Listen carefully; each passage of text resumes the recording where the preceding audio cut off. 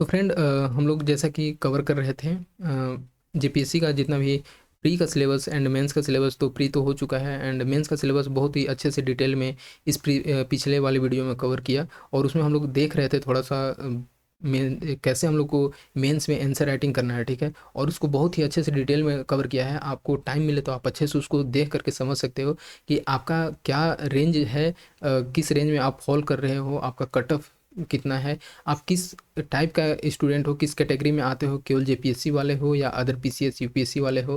तो मैं इसके लिए डिटेल में कवर किया हूँ उसमें कि आपको कैसे प्रिपरेशन करना है, ठीक है, और क्या रेंज होना चाहिए कट ऑफ का उसके अकॉर्डिंग। तो इसी बीच में मैं कवर कर दिया था, तो थोड़ा सा वीडियो ब्रेक होने के कारण मैं इस वीडियो में ला रहा हूँ, ठीक है।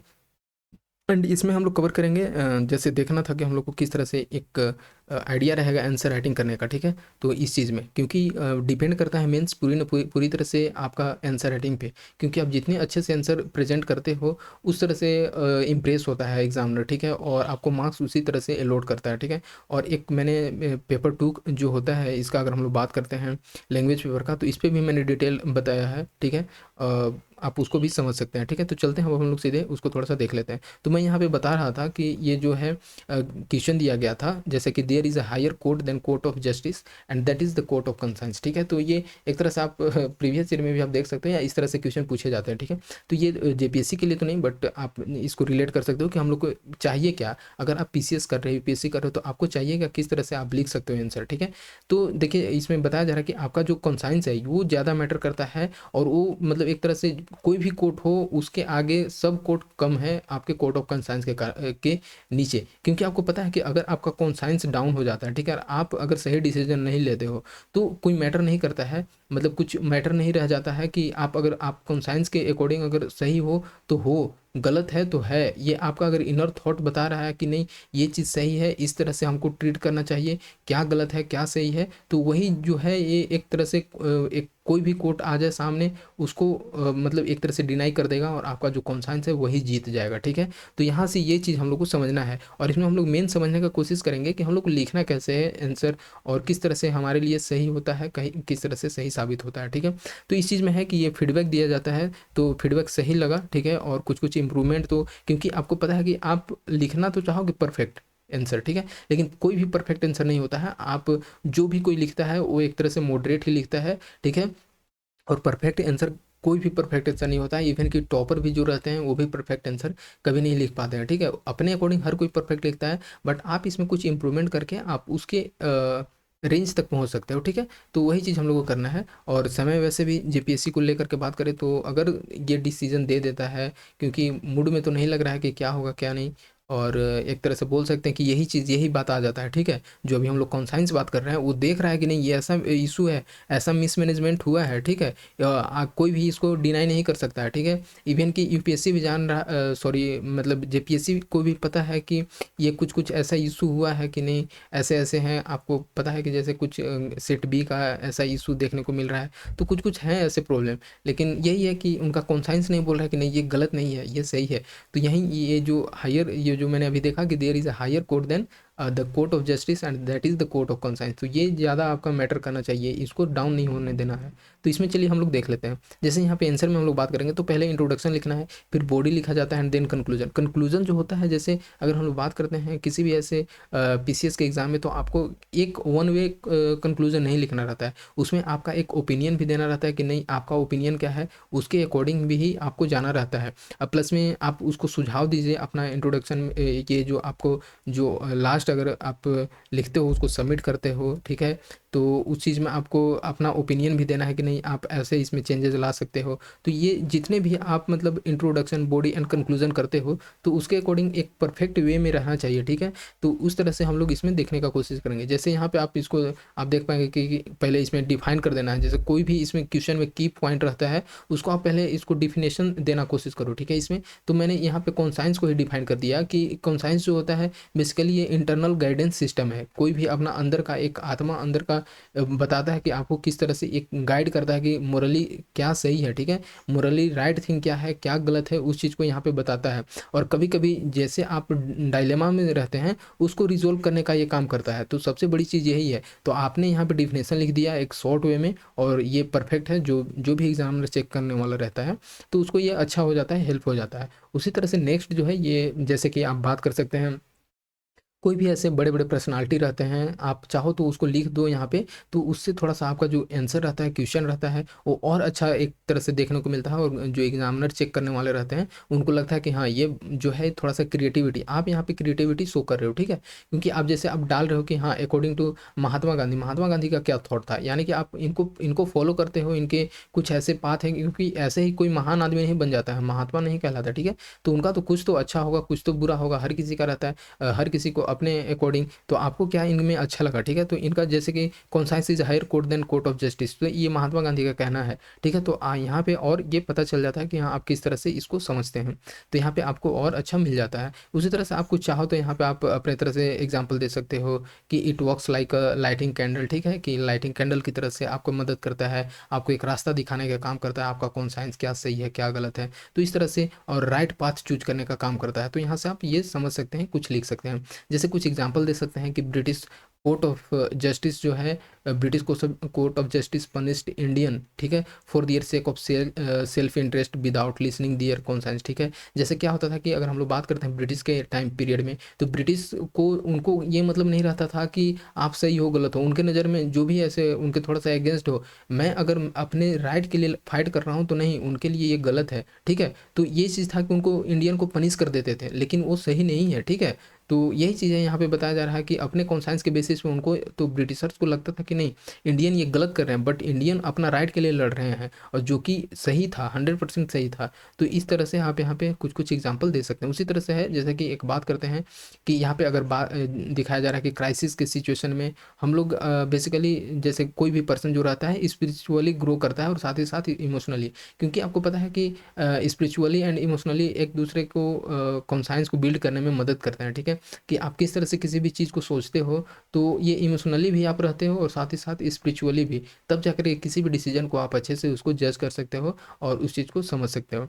तो इसी तरह से जैसे डायलेमा हो गया, ठीक है, यहाँ पे एक डायलेमा भी क्रिएट हो जाता है कि हम लोग को जो बेगर है, ठीक है, जैसे कोई भी भीख मांगने वाले रहते हैं रोड पे, बेगर जो देखने को मिलते हैं, तो उनको हम लोग को पैसा देना चाहिए कि नहीं देना चाहिए। यहाँ पे क्या होता है, डायलेमा होता है, ये हमारे इनर थॉट है, हमारे कॉन्साइंस यहाँ पे बोलता है, ठीक है। कि जैसे कि बात यहाँ पे ये हो जाता है कि अगर हम लोग जो भीख मांग रहा है उसको अगर हम लोग पैसा दे देते हैं तो उसका वही रहेगा, और फिर वो ऐसे ही अपनी पूरी ज़िंदगी भीख मांगते ही रहेगा। लेकिन अगर उसको हम लोग, तो उस जगह पे हम लोग उसको हम लोग एक तरह से इनकरेज कर रहे हैं, साहस दे रहे हैं कि नहीं तुम यही अपने पूरी लाइफ करो। लेकिन अगर वहीं पे हम लोग उसको सजेस्ट करते हैं कि नहीं तुम कुछ हेल्प कर देते हैं कि तुम अदर देन पैसा देने का या फिर कुछ किसी और मीडियम से, तो हो सकता है कि आप वहाँ पे बेगर को कम करने का कोशिश कर रहे हैं। तो यहीं पे है बेसिकली ये डायलेमा हो जाता है, पर्सन टू पर्सन ये वेरी करता है। नेक्स्ट देख लेते हैं जैसे राइट कॉन्साइंस क्या होता है। तो यहाँ पे बताया गया कि राइट कॉन्साइंस हो गया, फिर अगर राइट कॉन्साइंस है तो हम लोग राइट जस्टिस किसी भी चीज़ को करेंगे, और ये जो है इंडिविजुअल को और साथ ही साथ सोसाइटी को ये फ़ायदा पहुंचाएगा। तो इस तरह से एक ट्रेंड चलता है, तो यहाँ पे ये बताया गया है, ठीक है। एंड यहाँ पे बस आप कुछ कुछ अपने पॉइंट से दे सकते हो, मतलब जितना अच्छा आप प्रेजेंट कर सको, मैं मेरा बस यही इसमें कहने का मतलब था, ठीक है। आप जैसे स्वामी विवेकानंद का कुछ कोट डाल सकते हो, जैसे राइस राइस चुराते थे, ठीक है, चावल का चोरी करना, तो कोई किसी ने देख लिया, उसके बाद से मतलब उनको ऐसा लगा, जैसे विवेकानंद थे तो राइस स्टील कर रहे हैं, राइस चुरा रहे हैं, चावल, तो उनको लग रहा है कि नहीं मुझे तो कोई देख रहा है, ठीक है। तो उनका एक इनर थॉट बोला, इनर कॉन्साइंस बोला कि नहीं कोई तो देख रहा है, ऊपर वाला है, जो भी है, मतलब उनको ऐसा लगा। तो इस तरह से वो उस चीज़ को चुराना, मतलब स्टीलिंग हमारे सोसाइटी में हमारे लिए गलत है, किसी के लिए हो सकता है ये सही है। अगर वो बच्चा के लिए कोई माँ है, अगर बच्चे के लिए वो चाह रही है, उसके पास वो चीज़ सफिशियंट नहीं है, और बच्चे के लिए दूध लाना चाहती है और उसके पास वो इंतज़ाम नहीं है, तो वहाँ पे एक इसको गलत नहीं माना जाता है। तो मतलब वही मैं बताने का कोशिश कर रहा हूँ कि ये पर्सन टू पर्सन वेरी करता है। तो इस तरह से हम लोगों ने इसको देखा, ठीक है। नेक्स्ट हम लोग देख लेते हैं, जैसे कि एक क्वेश्चन है, यहाँ से आप अच्छे तरह से समझ सकते हैं क्योंकि यहाँ ये सिलेबस पे भी दिया गया है, ठीक है। एग्रीकल्चर, ठीक है, अभी एग्रीकल्चर वाले हम लोग इकोनॉमी में देखें, तो इसमें देखिए जैसे आपको दे दिया जाएगा कि 150 वर्ड में लिखना है, 200 वर्ड में लिखना है, तो इतना तो वर्ड में जेपीएससी में नहीं लिखना रहता है, ठीक है। 40 45 50 वर्ड में लिखना रहता है, तो वहाँ से आप समझ सकते हैं इसको। तो एग्रीकल्चर ये बताया जा रहा है कि जो भी ऐसे प्रेजेंट चैलेंजेस फेस किया जा रहा है इंडियन इकोनॉमी के एग्रीकल्चर को प्रमोट करने के लिए, ठीक है, तो उसको यहाँ पे बताना है, ठीक है। तो यहाँ पे यही बताया जाता है, क्वेश्चन पे भी डिपेंड करता है कि आपको बताया कहना क्या चाह रहा है। ये यहाँ पे इनुमरेट करने के लिए बोल रहा है, इनुमरेट the present challenges faced by India in promoting agriculture export, ठीक है। तो एग्रीकल्चर एक्सपोर्ट को प्रमोट करने में इंडिया क्या क्या सिचुएशन फेस कर रही है उसको यहाँ पे हम लोग को रिप्रेजेंट करना है, अपना थॉट लिखना है, और उसको किस तरह से इम्प्रूव किया जा सकता है। कि आपको पता है कि किसी भी कोई भी अगर स्टेट है, कोई भी कंट्री है, अगर किसी चीज़ को एक्सपोर्ट करता है तो उसका जो रेवेन्यू जनरेशन होता है वो ज़्यादा बढ़ जाता है, और उसको कहीं ना कहीं अच्छे से यूज किया जा सकता है इकोनॉमी में पॉजिटिव वे में, ठीक है। तो यहाँ पे यही बताया जा रहा है। जैसे कि हम लोग बात कर लेते हैं इसका आंसर में, कि यहाँ पे जैसे लिखा गया कि इंडियन इकोनॉमी जो है एक इमर्जिंग इकोनॉमी है, मतलब अभी जिस तरह से तेज़ी से इंडियन इकोनॉमी बढ़ रहा है, अगर हम लोग बात करते हैं ग्रीन रिवोल्यूशन से लेकर के अभी तक, तो अब बहुत सारे टेक्नोलॉजी डेवलपमेंट हो गए हैं, ठीक है। और टेक्नोलॉजी डेवलपमेंट होने के कारण कहीं ना कहीं इंडियन एग्रीकल्चर में एक तरह से बोल सकते हैं कि पहले जितना प्रोडक्शन होता था उससे कहीं ना कहीं अब ज़्यादा हो रहा है। फर्टिलाइज़र का भी अलग यूज हो रहा है। अभी नैनो नैनो यूरिया का बात कर लेते हैं, उसका अलग से मतलब एक तरह से प्रोविजंस, मतलब इसको बोल सकते हैं कि यूज होने लगा है, जो कि थोड़ा सा इन्वायरमेंट पे कम इसका असर हो रहा है। और नहीं तो पहले जो अगर हम लोग क्रिस्टल जो बोरी वाला यूज़ करते थे यूरिया, वो कहीं ना कहीं थोड़ा सा सॉइल को अभी भी तो यूज हो रहा है बहुत तेज़ी से, लेकिन ये जो नैनो यूरिया का जो अभी ट्रेंड चल रहा है धीरे धीरे, इसको होना चाहिए, क्योंकि इसका जो बोल सकते हैं कि ये बोरी वाला यूरिया के कंपैरिजन में तो जो नैनो यूरिया है उसका जो इन्वायरमेंट पे इफेक्ट है वो कम देखने को मिलता है, इसके कारण से ये हम लोग के लिए ज़्यादा बेनिफिटेड हो जाता है। तो इसी को ध्यान में रखते हुए जैसे आप लिख सकते हैं इसमें कि जो इंडियन इकोनॉमी जो है ये अभी इमर्जिंग इकोनॉमी है, और पूरी तरह से वर्ल्ड में इसका कंट्रीब्यूशन जो देख सकते हैं कि 5 ट्रिलियन है, ठीक है, और ये 2025 तक करने का है। तो इस तरह से है, जैसे आप आपका इस जीडीपी में देख सकते हैं कि 70% एग्रीकल्चर का कंट्रीब्यूशन है इंडियाज़ के जीडीपी में। तो इस तरह से आप, और अगर इंडिया का पूछा तब आप झारखंड का है उसके बेसिस पे आप लिख दीजिए कि कितना परसेंट इसका कंट्रीब्यूशन है झारखंड के जीएसडीपी में, ठीक है। तो इस तरह से आप लिख सकते हैं उसको। फिर यहाँ पे उसको देखिए, केवल हम लोग को अगर हम लोग बात करते हैं किसी भी एनसीईआरटी में, तो केवल केवल पॉजिटिव पॉजिटिव चीज़ नहीं लिखना है, यहाँ पे हम लोग को थोड़ा सा निगेटिव चीज़ भी लिखना है, जो कि अभी जो इशू क्रिएट हो रहा है। जैसे एग्रीकल्चर में अगर हम लोग बात करते हैं तो एक्सपोर्ट जो है बढ़ तो रहा है, ठीक है, लेकिन कुछ कुछ चैलेंजेस भी हैं, समझ रहे हैं, ये चीज़ हम लोग को यहाँ पे लिखना है। तो चैलेंजेस यहाँ पे तो देखने को मिल रहा है, तो चैलेंजेस को हटाएंगे कैसे, उसी का हम लोग को यहाँ पे आइडिया दिखाना है, आगे सजेशन बताना है, और उसको कंक्लूजन देना है, तब जाकर के एग्जामिनर समझेगा कि हाँ तुम जो लिख रहे हो तुम्हारे पास पता है तुम्हें कि इशू क्या है किसी भी चीज़ को लेकर के, और उस इशू को, समस्या को ख़त्म करने के लिए तुम्हारे पास आइडिया भी है। तो यानी कि तुम जो ऑफिसर बनोगे वो परफेक्ट ऑफिसर बनोगे इस चीज़ को लेकर के। तो यहाँ पे यही बताया जाता है। तो इसी चीज़ को हम लोग को ध्यान में रखना है, उसके अकॉर्डिंग हम लोग को आंसर देने का कोशिश करना है। जैसे यहाँ पे बताया जा रहा है कि क्या क्या चैलेंजेस है, हम लोग को तो पता चल गया कि हाँ ये इंक्रीज कर रहा है, ठीक है, कि एक्सपोर्ट तो बढ़ रहा है, लेकिन कुछ कुछ चैलेंजेस है, अगर उस चैलेंजेस को हटा देते हैं तो यहाँ से और एक्सपोर्ट बढ़ने का चांसेस है, जो कि कहीं ना कहीं स्टेट को, इंडिया को, झारखंड को कहीं ना कहीं फायदा पहुंचाएगा। तो जिस रेंज में आप लिख रहे हो झारखंड के अगर पूछा है इकोनॉमी में तो आप उसको लिखिए। तो इस तरह से तो क्या क्या चैलेंजेस है कुछ कुछ हम लोग देख लेते हैं। जैसे एक एक आप पॉइंट देकर के लिख सकते हो कि इन्वायरमेंटल फैक्टर कुछ चैलेंजेस है, जैसे कि अगर हम लोग बात करते हैं क्लाइमेट और वेदर के पैटर्न में जो अभी चेंजेस आ रहे हैं तेजी से, ग्लोबल वार्मिंग का इशू जो आ रहा है, ठीक है, तो उसके कारण से जो भी इफेक्ट हो रहे हैं इन्वायरमेंट पे, उसके कारण जो एक्सपोर्ट में डाउनफॉल देखने को मिल रहा है, एक्सपोर्ट डाउन हो रहा है, तो इसी का एक इशू क्रिएट हो जा रहा है, ठीक है। तो जैसे क्लाइमेट चेंजेस, वेदर पैटर्न में चेंजेस, तो ये क्या है, तो ये बेसिकली मानसून का जो इरेगुलरिटीज देखने को मिल रहा है, या फिर सीजनल क्रॉपिंग के पैटर्न में इसी के कारण से डिले हो जाता है। तो आपको पता है कि कोई भी ऐसे क्रॉपिंग पैटर्न होंगे अगर सीजनली अपने टाइम पे नहीं होगा तो उसका जो भी प्रोडक्शन होगा वो थोड़ा सा कम होने लगता है समय के अकॉर्डिंग। तो ये चीज़ यहाँ पे लिख सकते हैं। और भी जैसे कि लेस वाटर अवेलेबिलिटी, पानी का जो समस्या है यहाँ पे देखने को तो मिलता ही है, ठीक है, तो इस कारण से क्रॉप सही से नहीं हो पाता है। तो इतना हम लोग समझे हैं। फिर इसी तरह से आप और आगे पॉइंट लिख सकते हैं, जैसे एक मिनट। हुँ। तो इसमें आप लिख सकते हैं जैसे कि इंसेक्ट और पेस्ट जो भी ऐसे अटैक करते हैं क्रॉप पे, उसको ख़त्म कर देते हैं, तो इस कारण से भी एक इशू प्रॉब्लम क्रिएट हो जाता है। गवर्नमेंट क्या-क्या स्टेप ले रही है, ठीक है, इसके लिए वो भी आप लिखिए और आपको अच्छा नंबर मिलेगा। जैसे कि एमएसपी प्रोवाइड किया जा रहा है, और एमएसपी दिया जा रहा है तो किसी पार्टिकुलर क्रॉप पे दिया जा रहा है, और पार्टिकुलर क्रॉप पे जब एमएसपी दिया जाता है तो इस चीज़ में क्या होता है, कोई भी फार्मर रहता है, कोई भी किसान रहता है, उस चीज़ को ज़्यादा ग्रो करता है, ठीक है, और उस चीज़ को ज़्यादा इतना ग्रो करने लगता है जो कि ज़रूरत से भी ज़्यादा है, और कभी-कभी वो हमारे लिए इतना भी ज़्यादा ज़रूरी नहीं है। तो जैसे कि व्हीट और राइस का, और राइस का ग्रो ज़्यादा होने लगता है, और राइस का ज़्यादा ग्रो होगा उसके लिए पानी ज़्यादा चाहिए। और राइस में आपको पता है कि राइस जब अगर हम लोग चावल ग्रो करते हैं तो उसमें मीथेन का ज़्यादा कंट्रीब्यूशन हो जाता है, इन्वायरमेंट में मीथेन ज़्यादा यहाँ से रिलीज होता है, तो ये एक अलग फैक्टर हो जाता है, इन्वायरमेंट क्रिएट इशू करता है, ठीक है। तो ये सारी चीज़ यहाँ से देख सकते हैं। तो ग्राउंड वाटर जो होता है ये क्राइसिस का कारण हो जाता है, तो यहाँ से आप समझ सकते हैं।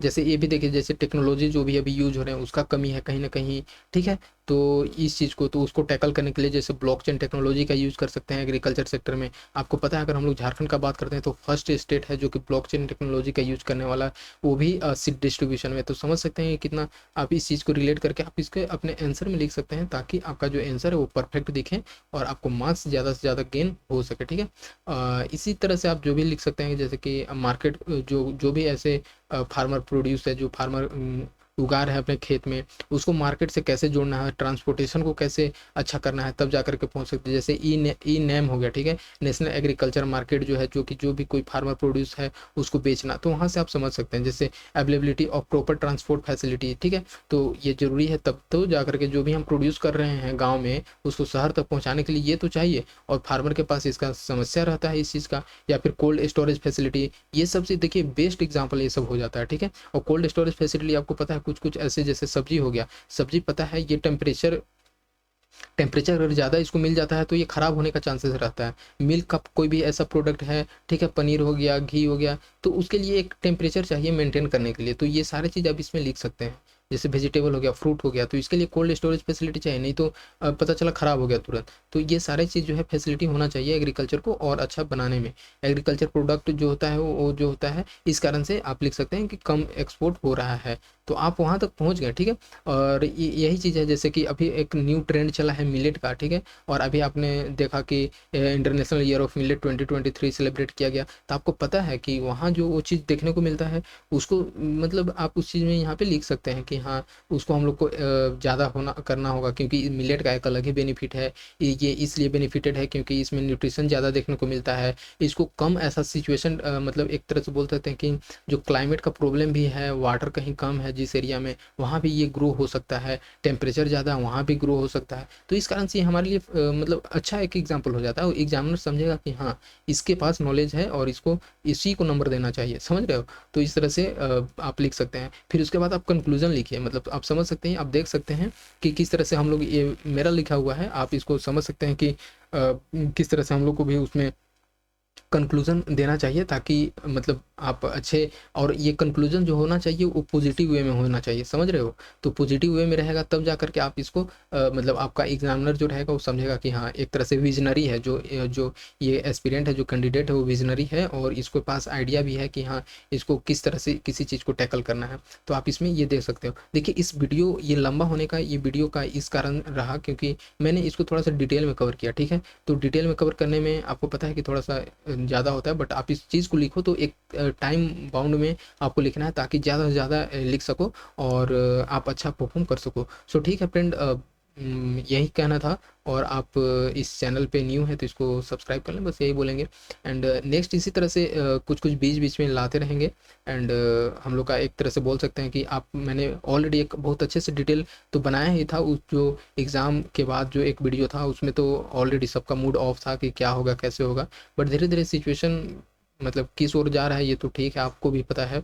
तो आप देख सकते हैं हर कोई कोचिंग वाले भी अब अपना कोर्स और क्या क्या, आप समझ सकते हो, मैं उसको क्या बताऊं। तो ठीक है, ज़्यादा इस चीज़ पे तो आप खुद ही समझदार हो, ज़्यादा कहने से सोशल मीडिया पर और ये चीज़ पे तो मैटर नहीं करता है, बट आप समझ सकते हो, और किस रेंज में आप फॉल कर रहे हो उसके अकॉर्डिंग आप प्रिपेयर करना। और मैं इस चीज़ को 2 वे कैटेगरी में बांट दिया हूँ कि आप किस रेंज के एस्पिरेंट हो, ठीक है, उसके अकॉर्डिंग आप प्रिपेयर कर सकते हो। सो ठीक है, मिलते हैं अब नेक्स्ट वीडियो में, बाकी तो मिलते रहेंगे।